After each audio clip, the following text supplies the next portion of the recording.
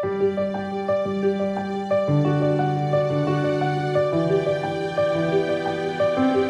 Morning सगळ्यांना.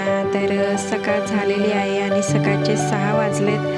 मी सकाळी दररोज 6 वाजताच उठत असते आणि कारण की डबा द्यावा लागतो आणि आज मला जायचं होतं कामावर, तर मी चुलीवर पाणी तापवलं आणि बघा वातावरण पण कसं झालेलं आहे. तर खूप थंडी पडलेली आहे आणि इकडे मी स्वयंपाकाची तयारी करते. तर मी आज भात बनवले. भात आम्हाला रोज लागतोच आणि पीठ तिंबून ठेवलं एका साईडने. कुकरमध्ये वरण लावलेलं आहे.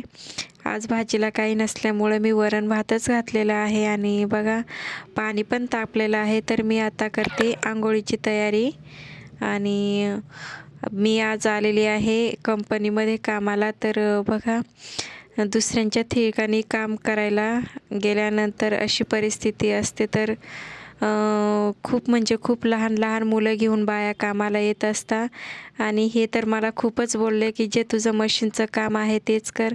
मग संध्याकाळी घरी आल्यानंतर चिकू याप्रमाणे मांडीवर झोपली होती आणि मी कंपनीत कामाला गेली आणि बघा ब्लाऊज शिवायला साड्या आल्यात आणि खूप सारे काम आज आलेलं आहे. तर आता असं झालं आहे काम करावं की ब्लाऊज शिवावं आणि धावपळ नाही होत तेवढी. तर आपलं मशीनवर आलेलं कामच बरं असतं, म्हणून प्रत्येकीने शिलाई काम शिकून घ्या. मशीन असली तर घरच्या घरी मुलांना सांभाळून काम करता येतं. घरचं काम करणं आणि बाहेर जाणं यात खूप पुष्कळ फरक आहे. तर त्याचा अनुभव तर मी घेतलेच आहे. 2च दिवस पण खूप जाम झाले. तिथून काम करून यायचं आणि घरी पण येऊन काम कर. मला तर वाटतं की आपलं आपलं मशीनचं काम केलेलं बरं राहतं.